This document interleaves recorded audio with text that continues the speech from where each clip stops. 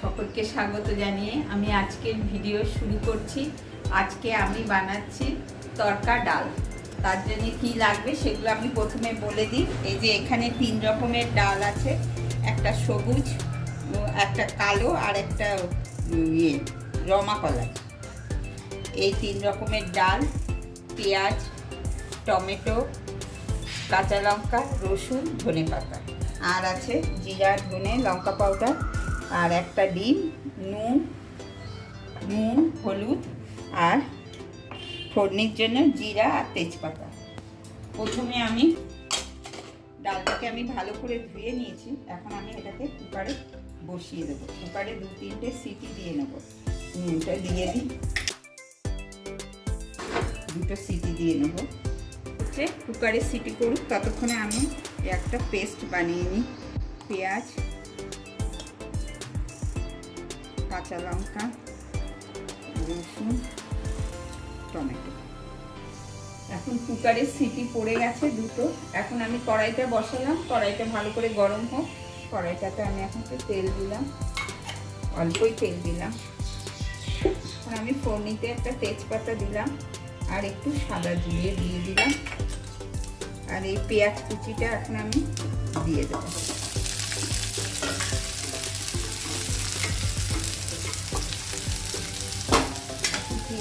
পেঁয়াজটা নরম হওয়ার জন্য আমি পেঁয়াজটার মধ্যে একটু নুন দিয়ে দিলাম। পেঁয়াজটা এখন একটু ভাজা হোক। আমার ভাজা হয়ে গেছে।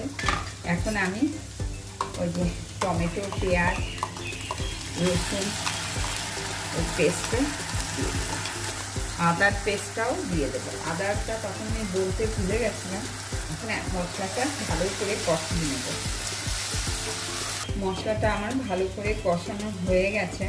এখন আমি এর মধ্যে হলুদটা দিয়ে দিই। হলুদটা দিলাম, আর এই জিরা, ধনে, লঙ্কা পাউডারটা আছে, এটার মধ্যে একটু জল দিয়ে এটা আমি এই মশলাটাও ভালো করে কিছুক্ষণ কষানো হোক। আমার ভালো করে কষানো হয়ে গেছে। এখন আমি এই যে এগ তড়কা, এই যে ডিমটা রেখেছি, এখন আমি এই ডিমটা দিয়ে দেবো এই মশলার সাথে। এখন এটাকে আমি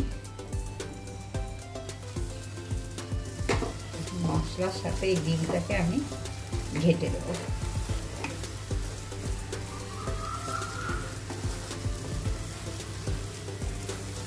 আমি তো একটা ডিম দিলাম, আপনারা 2-3টে দিতে পারেন।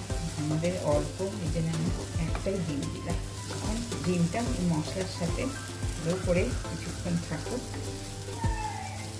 মশলাটা ভালো করে হয়ে গেছে, কষে গেছে।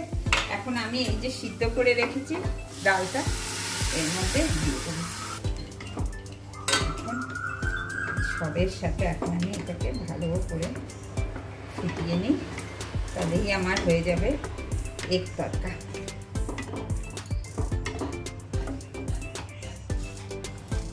আমার ভালো করে ফোটানো হয়ে গেল। এখন আমি একটু উপর দিয়ে মিষ্টি চিনি দিয়ে দিলাম। আপনারা ইচ্ছে করে দিতে পারেন, নাও দিতে পারেন। আমি একটু মিষ্টি দিলাম, আর উপর দিয়ে এই ধনেপাতাটা ছড়িয়ে দিলাম। আমার হয়ে গেল এগ তড়কা। আমি এখন ঢেলে আপনাদেরকে দেখাবো। হয়ে গেল এগ তড়কা। এখন আমি এটা নামিয়ে নিচ্ছি।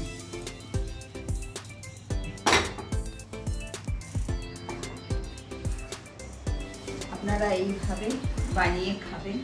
এটা আপনারা ভাত, রুটি, পরোটার সাথে খেতে পারবেন। আর ভিডিওটা ভালো লেগে থাকলে